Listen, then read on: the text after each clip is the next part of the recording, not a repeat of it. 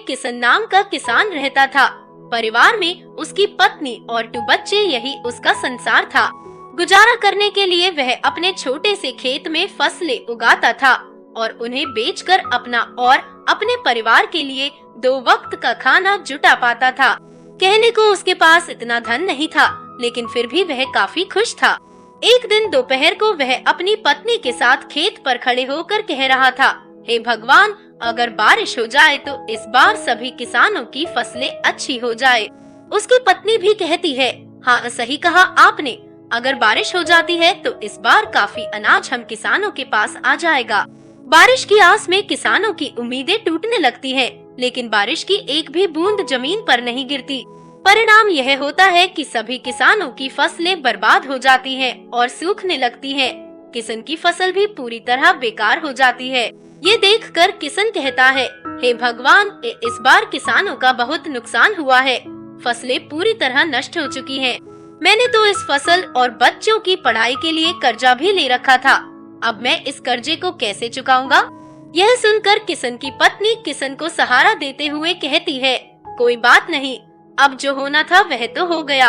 हमारी पड़ोस वाली दीदी कह रही थी कि मनोज भैया शहर गए हैं, हो सके तो आप भी शहर चले जाइए। शहर जाकर थोड़ा पैसे कमा पाएंगे तो कर्जा भी चुका देंगे। यह सुनकर किसन कहता है, हाँ अब मेरे पास केवल 2 ही रास्ते हैं, या तो मैं शहर जाकर थोड़े बहुत पैसे कमा लूं या फिर खेत बेच दूं। लेकिन मैं खेत बेचना नहीं चाहता, क्योंकि हमारे पालन पोषण का यही एकमात्र सहारा है। बाद में किसन और उसकी पत्नी दोनों मिलकर किसन के शहर जाने को ही उचित समझते हैं। अगली सुबह किसन शहर जाने की तैयारी करता है। वह अपनी पत्नी से कहता है, सुनो, मैं खाली हाथ शहर जा रहा हूँ। कोशिश पूरी करूँगा कि कहीं अच्छा सा काम ढूंढ लूँ और थोड़ा बहुत पैसा कमा लूँ। जैसे ही कुछ पैसे हो जाएंगे मैं तुम्हें खर्चे के लिए भिजवा दूंगा। आप मेरी और बच्चों की चिंता मत कीजिए, हमारा खर्चा ही कितना है, और फिर बाद में कुछ दिनों के लिए मैं मायके भी रह आऊंगी। आप अपना ध्यान रखिए और शहर जाकर पैसे कमाइए। किसन के जाते वक्त किसन की पत्नी उसे कुछ पैसे देती है। यह देखकर किसन कहता है, यह पैसे कहाँ से आए?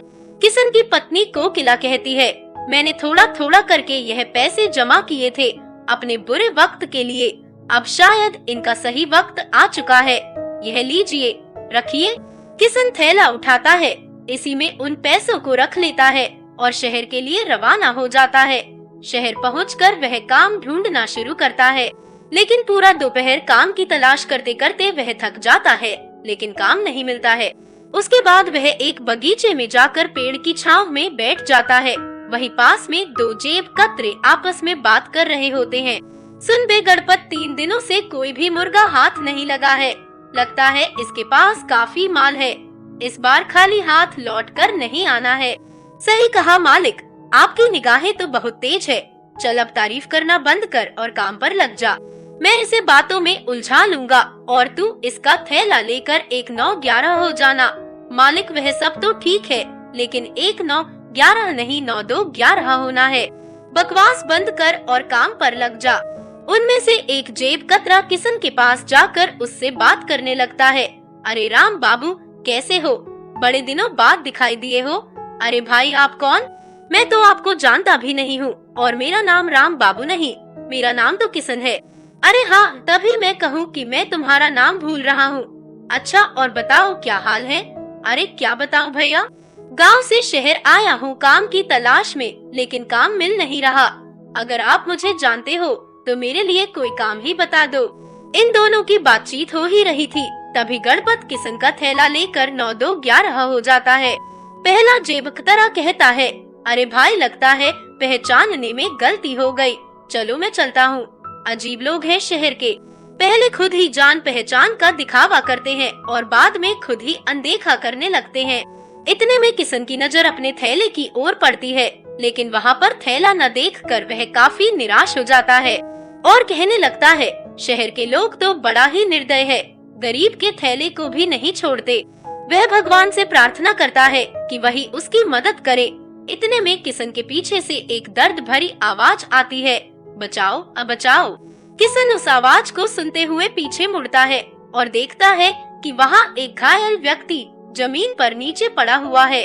उसके आसपास से लोग गुजर रहे हैं, लेकिन कोई भी उसे सहारा नहीं दे रहा है। किशन तुरंत जाकर उस व्यक्ति को बैठाता है और उसकी घायल स्थिति को देखकर तुरंत हॉस्पिटल ले जाने का इंतजाम करता है।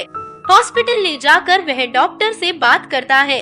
डॉक्टर साहब, इन्हें देख लीजिए, यह बहुत घायल है और दर्द के मारे कराह रहे हैं। डॉक्टर उस व्यक्ति की हालत देखता है और कहता है, तुरंत इलाज शुरू करना होगा। इसके लिए तुम्हें कुछ पैसे काउंटर पर जमा करने होंगे। यह सुनकर किशन आश्चर्य में पड़ जाता है और डॉक्टर से कहता है, डॉक्टर साहब, आज सुबह ही मैं शहर आया हूँ काम की तलाश में, लेकिन काम तो मिला नहीं, ऊपर से मेरा थैला भी किसी ने चुरा लिए। मेरे पास अब कोई पैसा नहीं है। मैं खुद भूखा भूखा काम की तलाश में इधर उधर घूम रहा था, लेकिन तभी मुझे ये जमीन पर घायल पड़े दिखाई दिए और मैं इन्हें हॉस्पिटल लेकर आ गया। डॉक्टर उस व्यक्ति का तुरंत इलाज शुरू कर देते हैं और कुछ समय बाद बाहर निकलते हैं। तभी किशन अपनी जेब से एक पर्स निकालता है जो उसे घायल व्यक्ति को हॉस्पिटल लाते हुए उसकी जेब से गिरते हुए मिल गया था।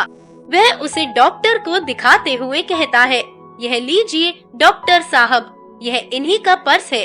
मैंने तो इसे खोला भी नहीं है, देख लीजिए, शायद इसमें पैसे हो।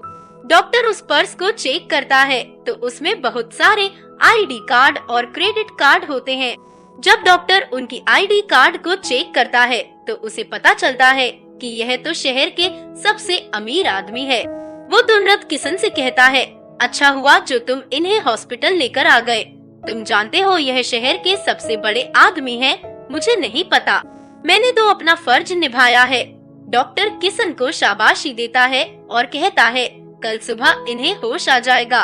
तुम कल सुबह आकर इनसे मिल सकते हो, और वापस इलाज वाले कमरे में चला जाता है।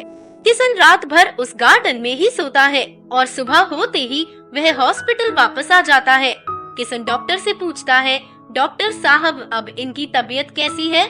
डॉक्टर कहता है, अब बिल्कुल ठीक है, तुम इनसे मिल सकते हो। डॉक्टर उस व्यक्ति से किशन का परिचय कराते हुए कहता है, यह किशन जी है, इन्होंने ही आपकी जान बचाई है। घायल स्थिति में यही आपको हॉस्पिटल लेकर आए थे।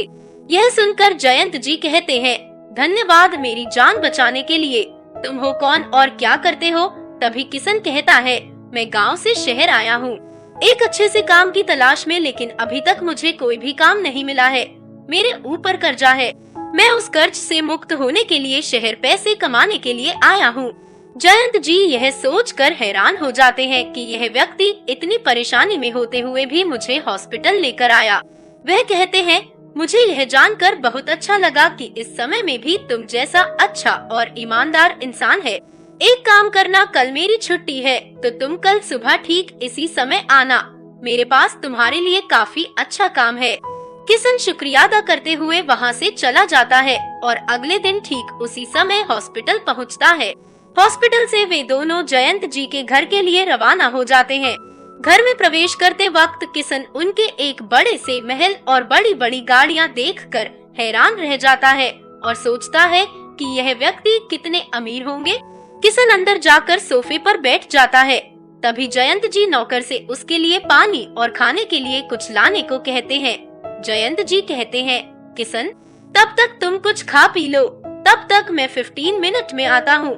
किशन खा पी कर थोड़ा आराम करता है। तभी जयंत जी आते हैं और कहते हैं, किशन, शहर के बाहर मेरी एक बड़ी फैक्ट्री है जिसमें खेती से जुड़े उत्पाद बनाए जाते हैं। खाने पीने का कोई झंझट नहीं है। वहाँ पर तुम्हें खाने पीने को सब मिलेगा, रहने को घर मिलेगा। अगर तुम सहमत हो तो तुम इस काम को कर सकते हो। किशन कहता है, यह तो मेरे लिए बहुत ही अच्छी बात है। वैसे भी मैं एक किसान हूँ, खेती बाड़ी के बारे में मुझे बहुत अच्छे से पता है। मैं इस काम को अच्छे से कर पाऊंगा। जयंत जी कहते हैं, तुम चाहो तो अपने परिवार को भी यहाँ ला कर रह सकते हो। जयंत जी किशन को कुछ पैसे देते हैं जिससे वह अपने कर्ज को चुका पाए। फिर किशन गांव जाता है और अपनी कर्जे को पूरी तरह चुका देता है और अपने परिवार के साथ शहर वापस लौट आता है। जयंत जी किशन के दोनों बच्चों की पढ़ाई का खर्चा भी खुद ही उठाते हैं और उनके खाने पीने का और रहने का ख्याल भी रखते हैं। किशन खूब मन लगाकर फैक्ट्री में काम करता है और खुशी खुशी अपने परिवार के साथ रहता है। अब किशन पूरी तरह आजादी महसूस करता है और अपने मालिक का शुक्रिया अदा करता है।